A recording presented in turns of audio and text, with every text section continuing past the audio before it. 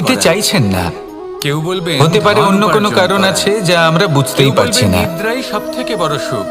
সেই জন্য তাকে কেউ বলবেন দুর্বল রাজ্য ভেবে লাভ নেওয়া করা, অনুচিত। আবার কেউ বলবেন দেখতে গেলে মাতার এই হাত থেকে বিশাল খাবার সমুদ্র এও কিন্তু নীরব, আদি ইত্যাদি। শান্ত হয়। কিন্তু যদি সত্যি কথা বলি, কিন্তু যখন সে এই সংসারের সবথেকে রুদ্র বড় মূর্তি সুখ ধারণ হলো করে তখন কি হয়? সেবা করা।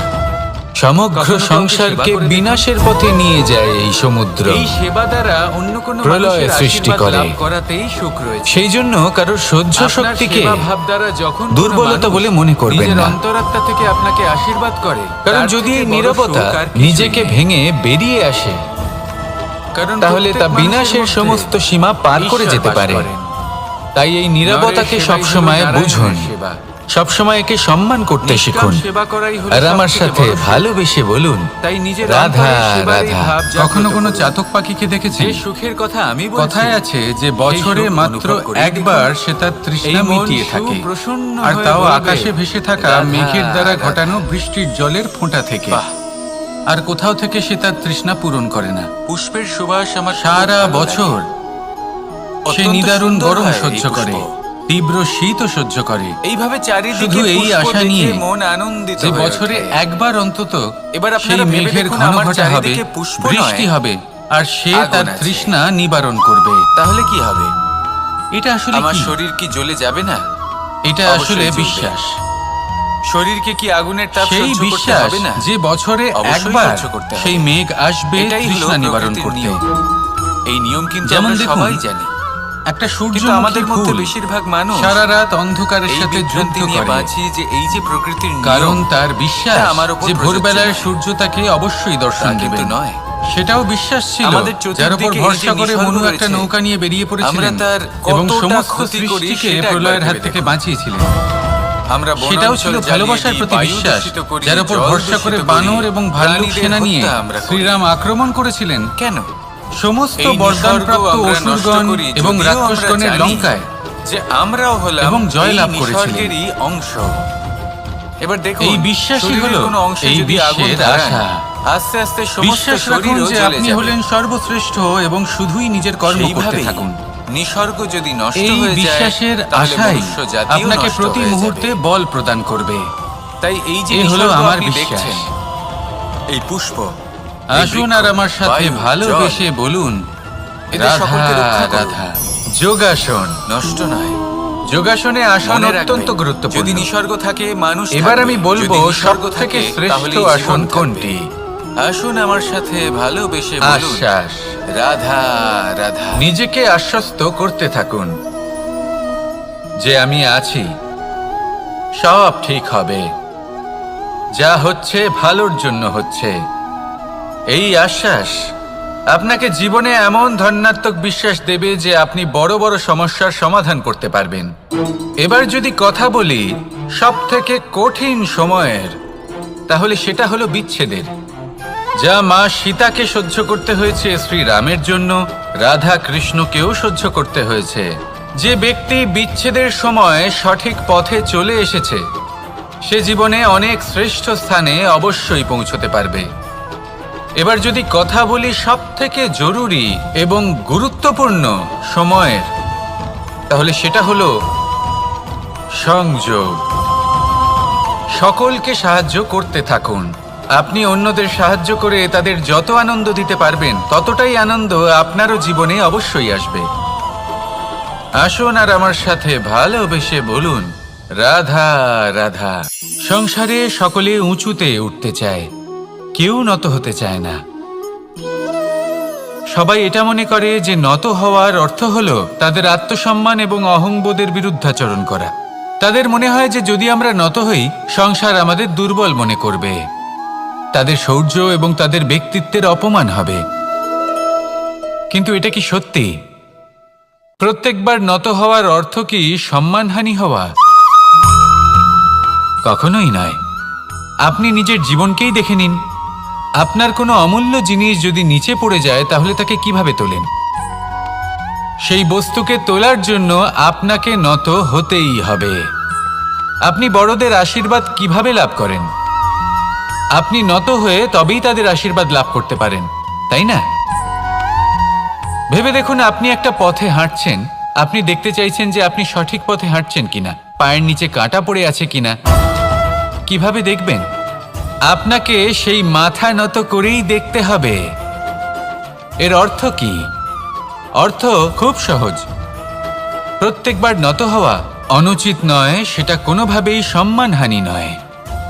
পরিস্থিতি অনুসারে এবং যেখানে প্রয়োজন আপনি নত হতে শিখে গেলে আপনি অনেক কিছুই লাভ করতে পারবেন। জ্ঞান, মান, গুণ, বিশ্বাস। সেই জন্য প্রয়োজন এবং পরিস্থিতি অনুসারে নত হতে শিখুন, এতে অনুচিত কিছুই নেই। আত্মসম্মান থাকা অত্যন্ত প্রয়োজনীয়, কিন্তু তা যেন কখনো অহংকারে পরিণত না হয়। এই বিষয়ে অবশ্যই নজর রাখবেন এবং আমার সাথে ভালোবেসে বলবেন, রাধা রাধা। আমাদের জীবনে অনেক ধরনের ব্যক্তি এসে থাকেন। কেউ কেউ আমাদের সাথে থেকে যান, কেউ আমাদের থেকে দূরে চলে যান। কেউ ভালো মানুষ হন, কেউ খারাপ মানুষ। কিন্তু আমরা সবসময় সেই সময়টাকে নিয়ে দুঃখ প্রকাশ করি যখন আমাদের জীবনে কোনো খারাপ ব্যক্তি প্রবেশ করেন। তারা আমাদের খারাপ অনুভূতি দেন, দুঃখ দেন, কষ্ট দেন। আমরা সবাই তাকে ভালো মন্দ কথা বলি। কিন্তু কেন? এমন বিভিন্ন ধরনের মানুষ, খারাপ মানুষ, ভালো মানুষ সবার জীবনেই আসেন এবং সকলকেই একটা অমূল্য শিক্ষা দান করে যান। এবার আপনি নিজেই ভেবে দেখুন, জীবনে যখন প্রথমবার আপনি আগুন স্পর্শ করেছিলেন তখন আপনি একটা শিক্ষা লাভ করেছিলেন যে আমাকে আগুনের থেকে একটু দূরে থাকতে হবে। তারপর আস্তে আস্তে আপনি শিখলেন যে কিভাবে এই আগুনকে নিয়ন্ত্রণে রাখতে হবে। তারপর আপনি শিখলেন যে কিভাবে নিজের জীবনে তাকে প্রয়োগ করতে হবে, তা সে অন্ধকারে প্রকাশ লাভ করার জন্য হোক বা খাবার বানানোর জন্য। সেইভাবেই কোনো খারাপ ব্যক্তি যখন আপনার জীবনে আসে কোনো শিক্ষা দিয়ে যান, তার প্রতি কৃতজ্ঞ থাকুন। তার বিষয় খারাপ ভাবার বা খারাপ অনুভূতি নিয়ে থাকার কোনো প্রয়োজন নেই। সেই শিক্ষা লাভ করুন, ইতিবাচক মনোভাব নিয়ে জীবনের সামনে এগোতে থাকুন। কেউ নেই যিনি আপনাকে বাধা দিতে পারেন। আসুন আমার সাথে ভালোবেসে বলুন, রাধা রাধা। অনেক সময় আমরা জীবনে অনেক মানুষকে এমন বলতে শুনে থাকি যে আমি অসফল হয়েছি কারণ আমার সময় ভালো যাচ্ছিল না। আমি এই জিনিসটা লাভ করতে চাইছিলাম কিন্তু করতে পারলাম না কারণ আমার সময়টা ভালো যাচ্ছিল না। আমি আমার জীবনে ওই মহান কাজটা করতে চাইছিলাম কিন্তু করতে পারলাম না। কেন? কারণ আমার সময়টা ভালো যাচ্ছিল না। কিন্তু যে মুহূর্তে ভালো সময় আমার জীবনে আসবে আমি সব কিছু প্রাপ্ত করব। এমন প্রায় প্রত্যেকেই বলেন। আসুন একটা কথা বোঝা যাক। একজন মালিকে দেখুন, সে প্রত্যেক দিন গাছের সেবা করে, তাকে জল দেয়, তার যত্ন আত্তি করে। কেন? প্রত্যেক দিন সেই গাছ ফল দেয় না। সঠিক সময় এলে তবেই সেই গাছ ফল দেয়, কিন্তু প্রত্যেক দিন মালি তার সেবা করে, তাকে যত্ন করে। শুধুমাত্র তখন করে না যখন সেই গাছ ফল দিতে সক্ষম। আর যদি মালি গাছের যত্ন প্রতিদিন না করে তাহলে হয়তো সেই গাছ ফল দিতেই পারবে না। এটাই হলো আমাদের জন্য একটা শিক্ষা। যখন সময় আমাদের জন্য অপেক্ষা করে না তখন আপনি সময়ের জন্য কেন অপেক্ষা করছেন? ভালো সময়ের জন্য অপেক্ষা করবেন না। ভালো এবং শুভ কর্ম দ্বারা ভালো সময়কে নিজের কাছে টেনে আনুন। নিরন্তর কর্ম করুন, পরিশ্রম করতে থাকুন। শুভ সময় আপনা থেকেই আপনার কাছে আসবে। আসুন আমার সাথে ভালোবেসে বলুন, রাধা রাধা। জীবনে এমন কিছু কাজ রয়েছে যা আমাদের কখনোই করা উচিত নয়, যেমন আশা করা। যদি আপনি আশা করেন আর আপনার আশা পূর্ণ না হয় আপনি খুবই কষ্ট পাবেন। এবার আপনি যদি প্রতীক্ষা করেন, করতেই থাকেন, আর সেই ব্যক্তি যদি না আসে তাহলেও খুব কষ্ট পাবেন। আর হলো তুলনা। আপনি যদি তুলনা করতে যান তাহলে এটাই ভাববেন যে হয় আমি বা অন্য কোনো ব্যক্তি, এই দুজনের মধ্যে কোনো এক ব্যক্তি নিকৃষ্ট। আর এই ভাবনাটাই হলো অনুচিত। যদি আমরা কথা বলি সেই সব বিষয়ে যা আমাদের করা উচিত, যেমন পরীক্ষা। এই পরীক্ষা সবসময় আমাদের আরো সফল করে তোলে, আরো শ্রেষ্ঠ করে তোলে, আরো উৎকৃষ্ট করে তোলে। আসন্ন মহাসংগ্রামের জন্য আমাদের প্রস্তুত করে তোলে এই পরীক্ষা। তাই এই পরীক্ষার থেকে কখনোই পালাবেন না, এর সম্মুখীন হন। আর হলো কর্ম। কর্ম করা কখনোই বন্ধ করবেন না। তুলনা করার বদলে কর্ম করুন। প্রতীক্ষা করার বদলে কর্ম করুন, আর আশা করার বদলে কর্মই করুন। জীবন সফল হয়ে যাবে। দেখুন, সবার শেষে সত্যি বলতে এই কর্ম আর এই পরীক্ষা, এই দুই আমাদের জীবনকে সুখী করে তুলতে পারে। আসুন আর আমার সাথে ভালোবেসে বলুন, রাধা রাধা।